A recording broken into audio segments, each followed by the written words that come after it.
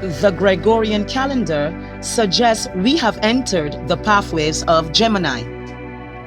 Update for May 21st, 2024, observing the mechanical construct as we examine the stories of the cosmic clock.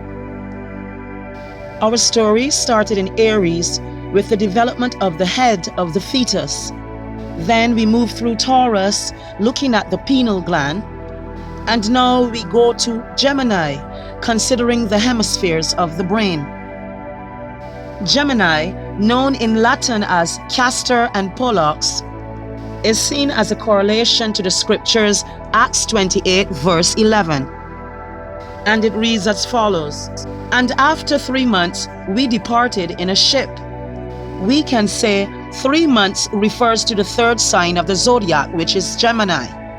They journey on the ship, which is the Logos, or the mind.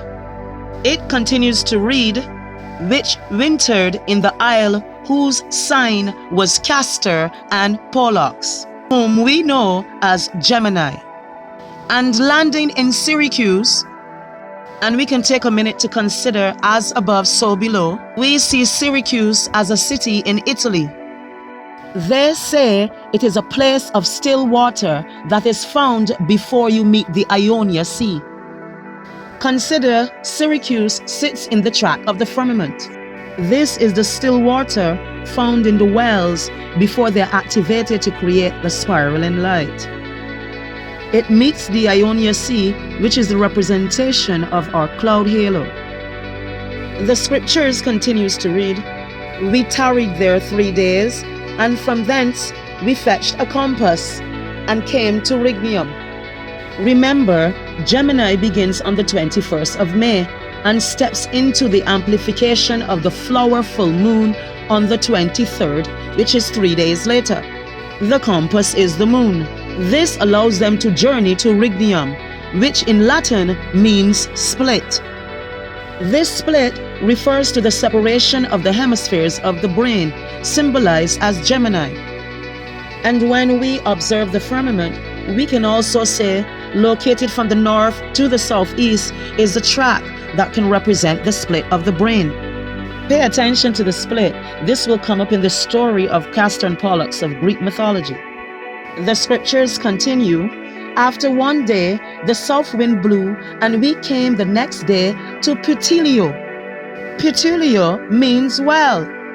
Castor and Pollux, represented as Gemini, now journeys to the southeast of the brain.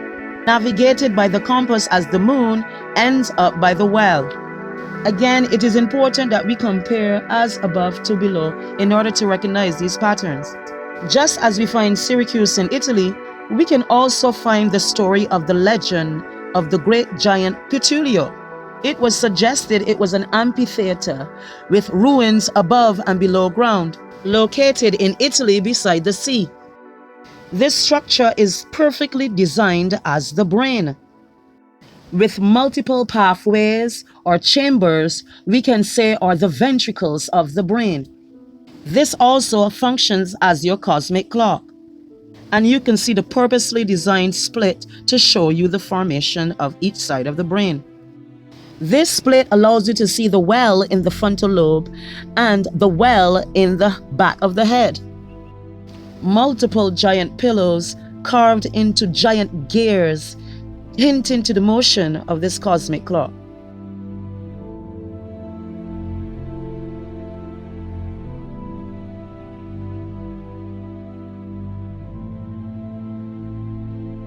So now that we have left Taurus, where we would have focused on the formation of the pineal gland in the infant, looking at these light waves that make up our body, it appears to be a spiraling energy or a vortex with a condensation from the source energy and a focal point being the forehead.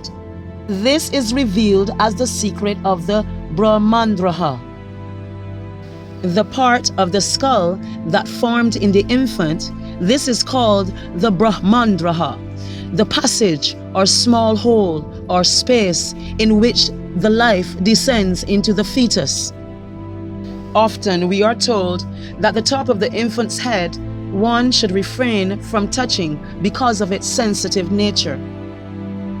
In the house of Gemini, a balanced brain allows for the sacred secretion or gold chrism to rise between those hemispheres. Having widespread activity in numerous cortical components, all of which have been associated with having components of consciousness and sustained attention. Another ancient name for Gemini was called colostrum hunt. This is the chrism oil. The colostrum has a role similar to that of the conductor within an orchestra, as it attempts to coordinate the functions of all connections. It is proposed that colostrum functions in the gating of selective attention. Through this gating process, the colostrum can selectively control input from these modalities to facilitate the process of focusing. Before the hijack to two men, represented as Gemini, it was once represented as two women. If in an androgynous state, the chrism oil, colostrum, flowing up the spine to the head, is amplified by the extra chrism oil produced by the feminine energy. The word now twisted to colostrum hints to the first stages of the formation of the breast milk. This liquid is found to have great similarities to the chrism oil. Now, because of the separation, it is decided that the right side of the brain represents intuition or feminine aspects, and the left side is the logic with masculine aspects. We see this in John 21 when he reminds us to cast your net on the right side, resulting, as they say, in greater benefits. Yet it is thought that we can consider each hemisphere is more or less responsible for certain roles or areas of focus. They explain a bit more of these roles in Greek mythology.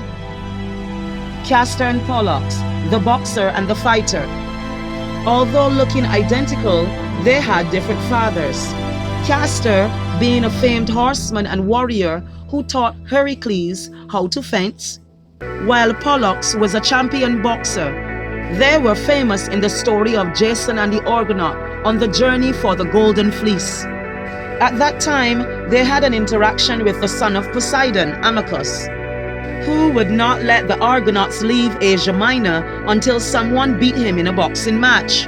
Pollux, upset by his arrogance, in a short time split Amycus's skull, which became the devastating counterpunch. Apollonius, the writer of the Argonautica, which details the quest for the Golden Fleece, mentioned that there were many times on the journey when the Argonauts owed their safety to Castor and Pollux, whom now appears in Orion, with its deacons being Canis Major and Canis Minor, again refers to the greater and lesser parts of the hemispheres of the brain. Pay attention to the fact that in Chinese astrology, the twin is replaced with Jing Shu, which means well. All these stories of the cosmos allows you the opportunity to recognize that consciousness is an awareness of the universal mind, and one should recognize one's unity with it.